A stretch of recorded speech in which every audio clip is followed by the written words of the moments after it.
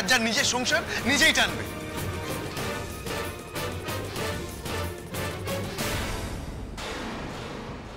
এতে কারণ মনে হবে না যে এই গোটা সংসারের জল কেউ একজন টানছে। এমন কথা বলো না বর্দা ভাই, এমন কথা বলো না। তুমি বুঝতে পারছো না বাবার বাবার কতটা কষ্ট হচ্ছে। এই বাড়ি এই সংসার ভেঙে যাওয়া মানে বাবার কোল যেটাই। কেন এত বাজে কথা বলছো জয়ী? শোনো, এই সংসারে না সব থেকে বেশি দিন আমি রয়েছি। এমন একটা ভাব দেখাচ্ছ তুমি আর রিভু, বাবাকে যেন তোমরা ছাড়া আর কেউ ভালোই বাসে না বাড়িতে।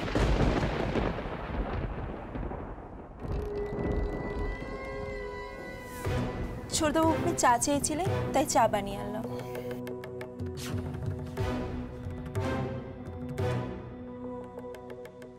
বাড়িতে পছন্দের লোকের জন্য এটা হবে সেটা হবে, এইটা কিনতে হবে ওইটা কিনতে হবে, কিন্তু সেই তো টাকার জন্য আমার মুখের দিকেই চেয়ে বসে থাকতে হবে। আমি কি ভালোবাসি সেটা কখনো ভেবেছো তোমরা? এই বিস্কুটগুলো কেন এনেছো? এগুলো তো তোমার ছোটদা ভাই খায় না, এগুলো বর্দা ভাইয়ের জন্য। বর্দা ভাই খুব শখ করে এগুলো কিনেছে, তুমি এগুলো রেখে এসো। ওমা ছোটদাবাবু যে চাইলো বিস্কুট, তাই তো আনলাম এই বিস্কুটগুলো। না না ময়না, তুমি এই বিস্কুটগুলো রেখে এসো। বর্দা ভাই এই বিস্কুটগুলো ছাড়া খেতে পারে না। তুমি রান্নাঘরে দেখো, ডান দিকের তাকে নোনতা বিস্কুট রয়েছে, ওগুলো নিয়ে এসো। একবার প্লেটে সাজিয়ে দিলাম, সেগুলো আবার কৌটে তুলে দেবো? এমন কি কেউ করে নাকি? তুমি খাও তো ছোটদাবাবু। তাছাড়া বড়বাবু তোমার বড় দাদা হয়, তুমি খেলে সে কি রাগ করবে? তোমরা যে কি সব বলো না, কিচ্ছু হবে না, তুমি খাও তো। ময়না, ময়না,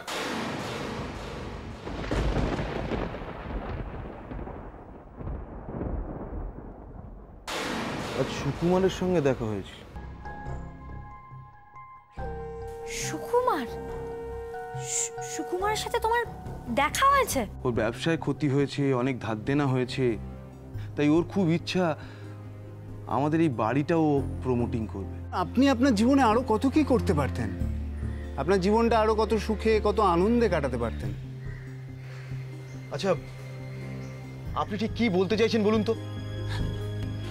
আচ্ছা, আপনার মনে আছে অর্জুনদা, আমি আপনাদের বাড়িটা প্রমোটিং করবার কথা বলেছিলাম আপনাকে? আপনাদের বাড়ির যে পজিশন, যা জায়গা আছে, তাতে তাতে যে হাই রাইজ উঠবে, বড় ছেলে হিসাবে আপনি তো একটা ফ্ল্যাট পাবেনই। আর নিচে গ্রাউন্ড ফ্লোরে আপনার একটা দোকান। তা তুমি কি বললে? বলেছি ভেবে দেখব, তবে কৃষ্ণা প্রস্তাবটা কিন্তু মন্দ নয়। আমাদের একটা ফ্ল্যাট দেবে, গ্রাউন্ড ফ্লোরে একটা দোকানও দেবে, তারপরে ওকে সাহায্য করার জন্য বেশ কিছু টাকাও দেবে। তবে কি যেন কৃষ্ণা, ওর কথা শুনে মনে হলো ও খুব ডেসপারেট। ও যখন ভেবেছে এই বাড়িটা প্রমোটিং করবে তো করবেই, যেভাবেই হোক। তবে যাই বলো, এই প্রপোজালটা কিন্তু খুব লোভনীয়, সেটা অস্বীকার করার জায়গা নেই। আচ্ছা, ঝামেলা তো হয়েছে তোরসার সঙ্গে, তাতে আমাদের কি? আমাদের সঙ্গে তো কোনো প্রবলেম হয়নি। হ্যাঁ, আমিও ঠিক সেটাই ভাবছি। তবে ওইরকম একটা ভয়ঙ্কর ছেলের সঙ্গে না আমাদের খুব সাবধানে ডিল করতে হবে।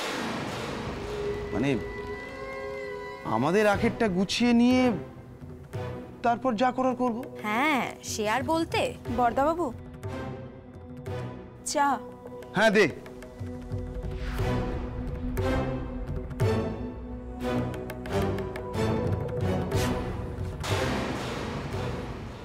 এ কি, এই বিস্কুটগুলো কেন এনেছিস আমার জন্য?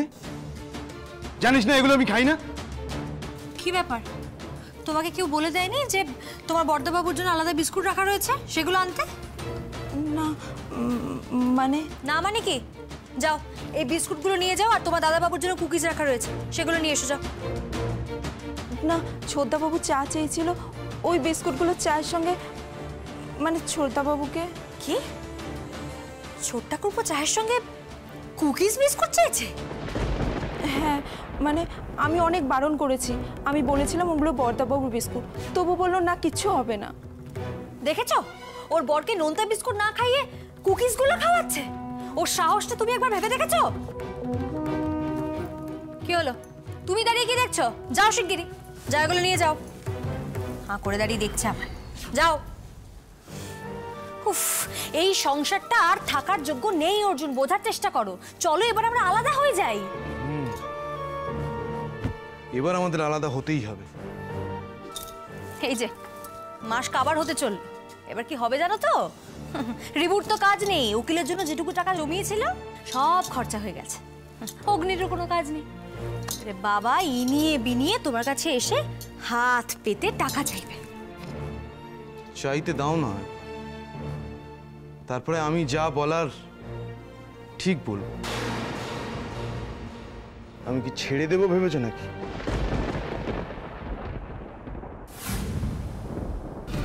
তাহলে তো মেনে নিতে হবে যে এই সংসারের জোয়ালটা আমার কাঁধে চাপিয়ে সবাই বেশ ফুর্তিতেই আছো, কিন্তু আমার পরিশ্রম ভাঙিয়ে এ বাড়িতে অনেকের স্বার্থ সিদ্ধি হচ্ছে, সেটা তো কই একবার বলছো না। এবার তো তোমাদের আমাকে নিয়েই সমস্যা, বেশ তো আমার ভাগটা আমাকে লিখে দাও, আমি আলাদা হয়ে যাচ্ছি। আর ওরকম ভাবে ভাগ না করা গেলে বাড়িটা প্রমোটারকে দিয়ে দাও।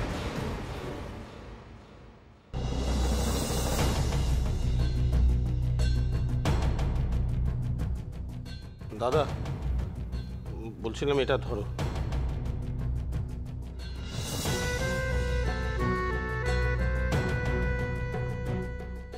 এটা আমার এই মাসের টাকা, 3000 টাকা আছে, এর বেশি আর এই মাসে আমি দিতে পারবো না।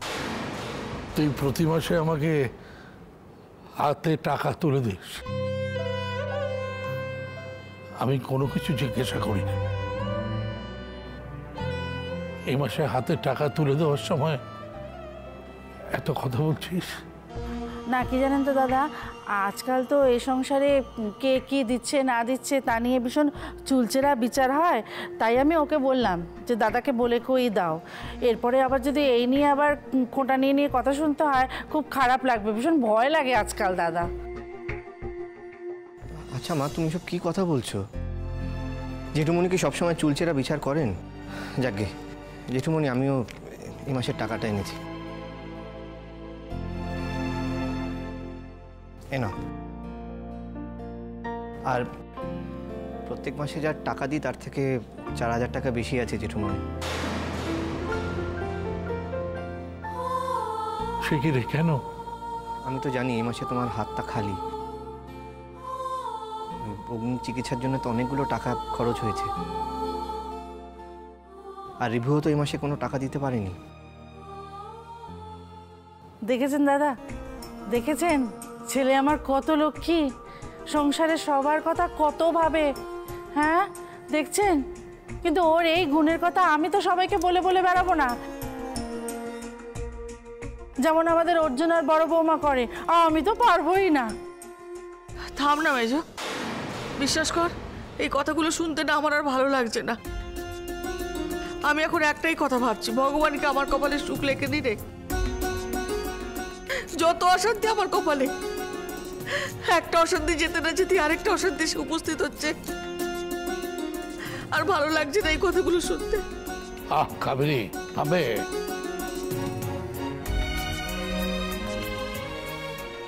তাহলে অকিলেশ টাকাটা দিয়ে দিয়েছে, হ্যাঁ, আর আমার পেনশনের টাকা আর অর্জুনের টাকা সব মিলিয়ে 1000-5 টাকা লাগবে সংসার খরচের জন্য। দেখা যাক কি করা যায়।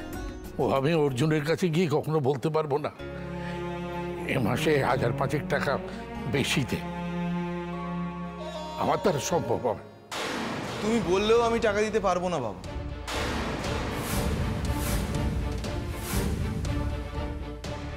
অর্জুন, আমি যে টাকাটা দিই তার থেকে 1 টাকাও বেশি দিতে পারবো না বাবা। হ্যাঁ হ্যাঁ বাবা, এমনিতেই আমাদের খরচা অনেক বেড়ে গেছে, আর তাছাড়া এই মাস থেকে টমটমের জন্য নতুন একজন প্রাইভেট টিউটরও রাখতে হবে আমার। আর তাছাড়া প্রত্যেক মাসে আমাকে 2টো করে ইএমআই দিতে হয়, বাড়তি টাকা আমি দিতে পারবো না বাবা।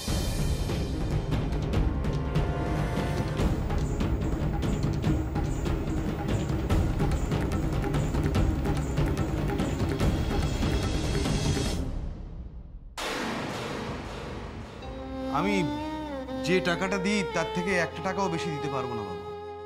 এই মাস থেকে টমটমের জন্য নতুন একজন প্রাইভেট টিউটরও রাখতে হবে। আর তাছাড়া প্রত্যেক মাসে আমাকে 2টো করে ইএমআই দিতে হয়, বাড়তি টাকা আমি দিতে পারবো না বাবা।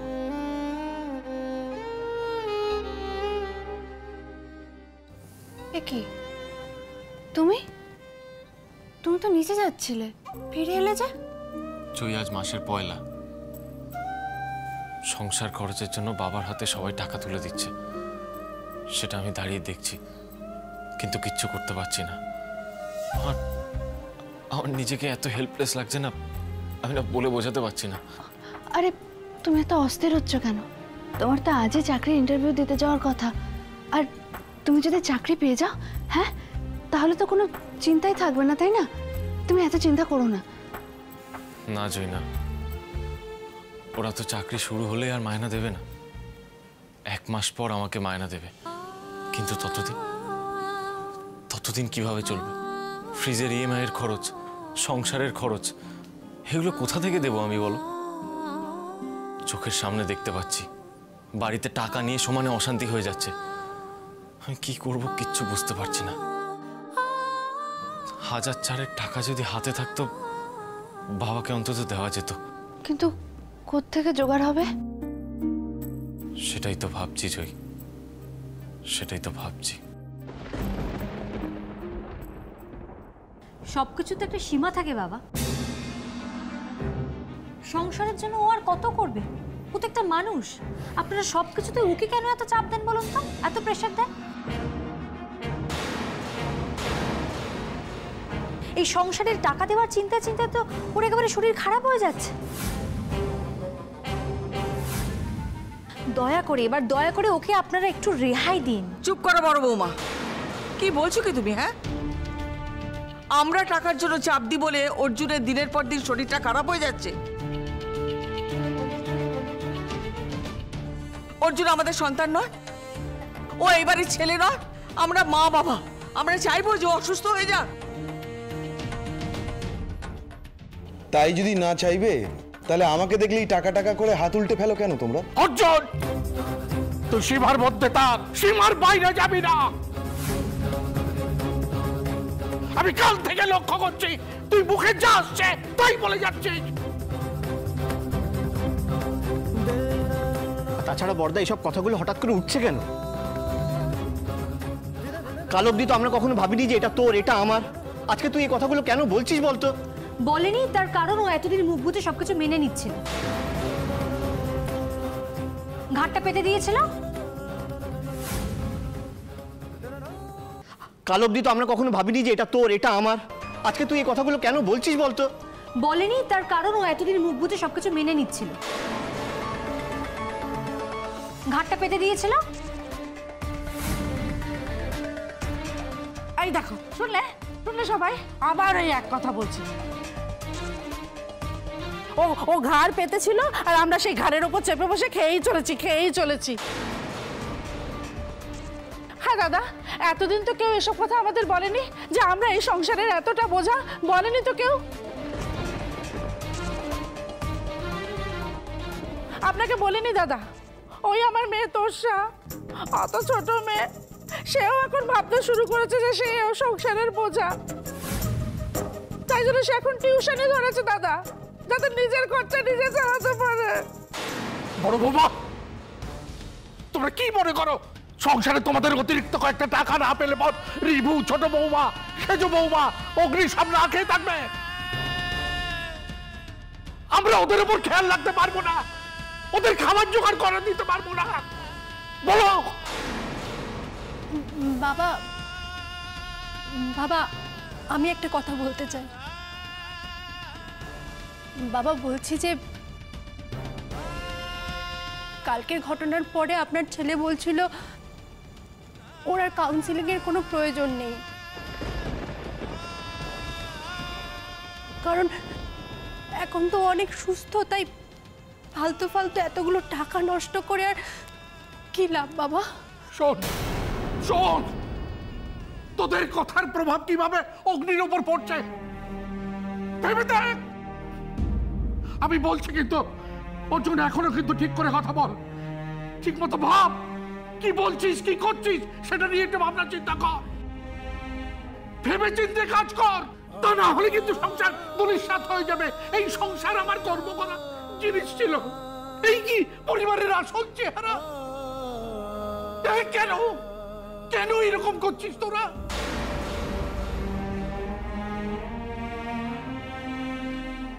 আমি ভাবতে পারছি না যে আমার ছেলে হয়ে তুই এটা কি করছিস। আমি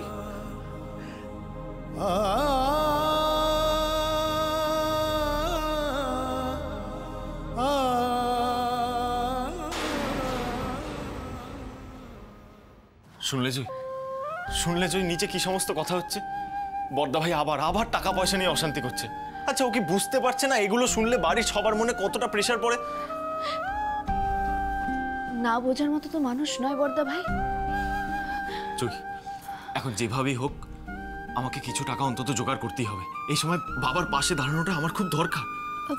ঠিক আছে, তুমি শান্ত হও। তেমন হলে আমি আমার দুগাছা চুড়ি বিক্রি করে... একদম চুপ। তোমাকে কতবার বলেছি এসব কথা বলতে না? জয়, যতই টাকার প্রয়োজন পড়ুক, যাই হয়ে যাক, আমি তোমার গয়নায় কোনোদিন হাত দেবো না। সেই কথাটা তুমি কান খুলে শুনে রাখো, বুঝেছো? ঠিক আছে। জয়, কার গয়না এগুলো? এগুলো আমার বিয়েরই কয়েকটা গয়না। তুমি এই গয়নাগুলো রাখো, এগুলো বন্ধক রেখে টাকা নিয়ে এসো। অসম্ভব, কখনো না। তুমি ভাবলে কি করে তোমার গয়না আমি বন্ধক রেখে? আরে তাতে কি হয়েছে? তুমি তো গয়নাগুলো বিক্রি করছো না, বন্ধক রাখছো। আবার যখন তুমি চাকরি পাবে এগুলো ছাড়িয়ে আনবে। একদম চুপ। বকছো কেন? বকবো না? কি ভাবো নিজেকে? অনেক বড় হয়ে গেছো, তুমি যা বলবে আমি তাই শুনবো? তুমি ভাবলে কি করে তোমার গয়না আমি বন্ধকে রেখে টাকা আনবো?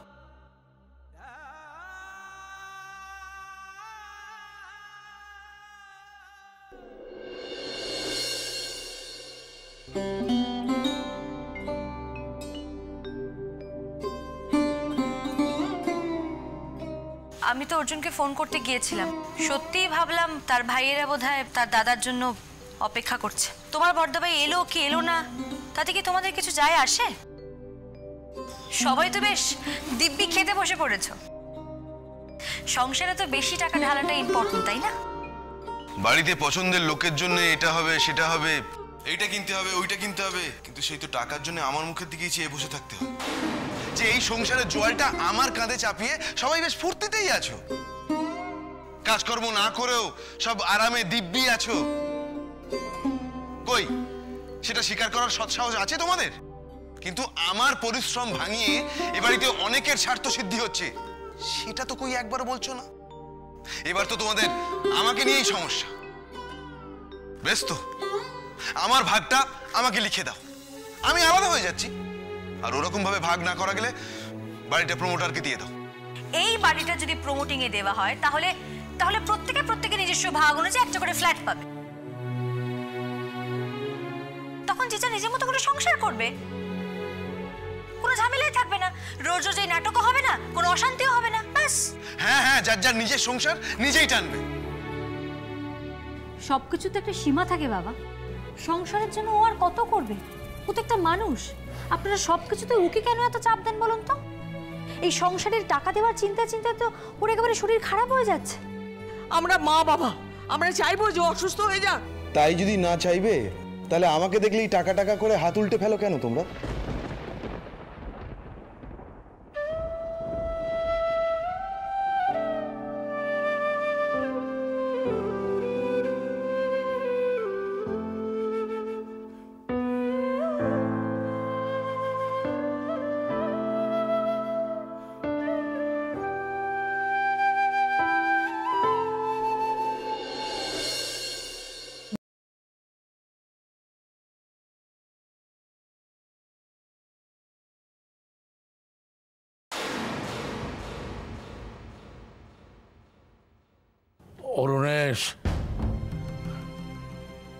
অরুণেশ,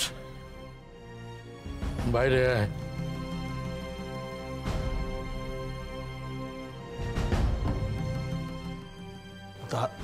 দাদা, কি ব্যাপার? এত রাত্রে কি কি হয়েছে? ও দাদা, কি হয়েছে দাদা? দিদির আবার শরীর খারাপ হয়ে গেল নাকি? না, বড় বৌমার অত ক্যাটর ক্যাটর কথা শোনার পর শরীরটা সুস্থ থাকাটাই তো অস্বাভাবিক, তাই না? না না যমুনা, কিচ্ছু হয়নি, কাবেরী ঠিক আছে। অরুণেশের সঙ্গে আমার কিছু দরকারি কথা আছে। আয় অরুণেশ। ও দাদা, না এত রাতে কি দরকারি কথা? এটা ভাইদের মধ্যে কথা তো, পরে তোমাকে জানাবো। আয়।